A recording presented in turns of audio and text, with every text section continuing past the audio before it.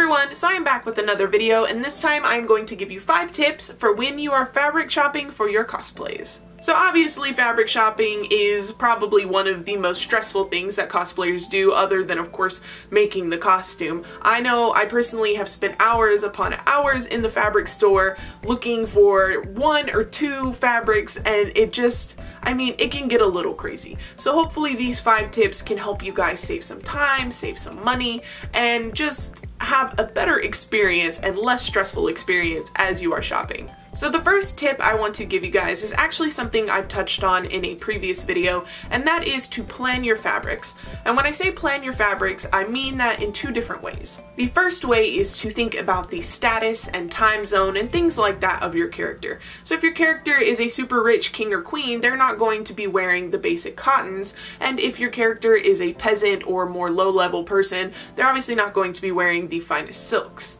If you're cosplaying somebody like a pirate or a soldier or something like that, you can even use Google to try and help you get an idea of what those actual uniforms and outfits were kind of made of back in the day. So if you're really striving for that extra accuracy, it can really help you narrow down the sections you look at when you're fabric shopping. The second way I mean to plan your fabrics is to take a picture of the character you're cosplaying and figure out every piece of their outfit. Do they have a skirt that is gently flowing in the wind?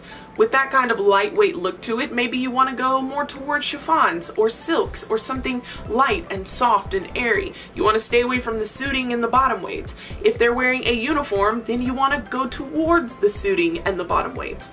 But plan out all the different types of fabrics you may need, even if you don't know what kind you're going to use yet, and plan out all the different colors you're going to need to look for as well. Having this type of list ensures that you don't forget anything. I know when I was doing my Desert Makoto cosplay, there are a lot of different elements. I took it upon myself to add a lot of textured and detailed fabrics as well, so I had a full list of every different color and every different location of that costume I was going to need to create. So it made it easier because I knew I needed green, white, black, red, gold, all kinds of different things. I still spent a long time in the fabric store, but that's because of the next tip. And that tip number 2, is to compare the fabrics. Anyone who has shopped for fabrics online or been in a fabric store knows that you walk in needing a green fabric, there's 500 different greens. You need a blue? Well, guess what, buddy? There's 600 different kinds of blue, and you're gonna end up being there for hours. You definitely want your fabrics to flow. So I'm going to continue using my Desert Makoto as a reference in this because it is one of the costumes I've used the most different types of fabrics on, but the easiest way that I have found when working with a lot of different fabrics or a lot of different colors is to find that very first base. Even if you have to go around everywhere looking at all the different greens, find that one base fabric first, which I did for my robe, and I used actually a Casa satin,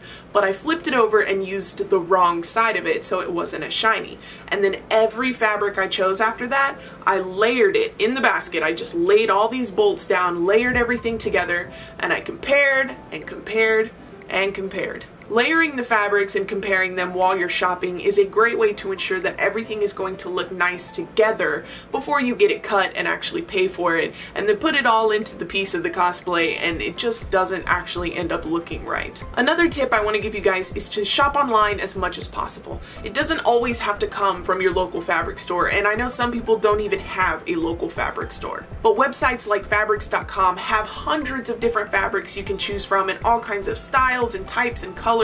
Anything you could really need is going to be somewhere on the internet, and most of the time fabric stores offer a swatching option.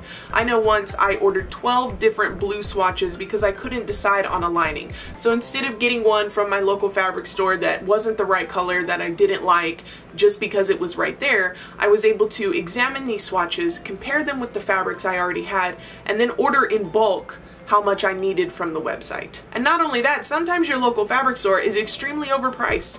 I have found fabrics that were $20 or more a yard in the fabric store online for $5 or around that. It's a little ridiculous. I think it has something to do with the difference between a big chain company and then a smaller independent website, but always just take maybe the name of the fabric, take the style or the color of the fabric, do a quick search and see what pops up. I know a lot of cosplayers even like to use websites like Etsy and places like that to shop for vintage trims and decorations and lace and stuff. There are just so many more options on the internet, and as terrifying as the internet can be sometimes it can really help you out, so don't be afraid to utilize it. The next tip is to compare your pricing. And what I mean by comparing your prices is, as I had already mentioned before, compare with something online. Maybe you can find it cheaper, but also compare in stores. You've got a yellow fabric that is the right color, but maybe not quite the right type of fabric you were wanting, or not quite the right texture.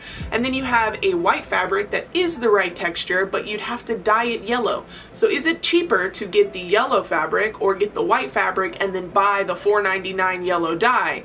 You have to take these things into account, otherwise you can end up going so far over budget. And speaking of budget, I am now to my final tip for this video. Use your coupons and watch the sales. Not just fabric stores, but even online. They want your money, so there is always usually some kind of sale going on. So when you get those emails that it's the 4th of July sale or the Firefly Festival or whatever they like to call them, sunflower, I don't know, you'll get an email or a notification that it's 60% off this type of thing or 80% off this type of thing. Utilize that. And when you go fabric shopping, check the apps, check the websites, find the coupons. They are there. They may not be as great as they were a week ago, but 40% off is still 40% off. This ties in a little bit to the fact of also knowing what the fabric is worth. If you feel it, if you stretch it, if you're touching it, and it is just cheap feeling, it is just not good fabric, then it's what, $16, $20 a yard? It's not worth it. So definitely wait till it's on sale, definitely wait till you have a coupon for it, because they may carry it in the fabric store, but that doesn't mean that it is a good fabric. At the end of the day, just get the fabrics that work best for your cosplay, the fabrics that are going to make you the happiest, the fabrics you like the most.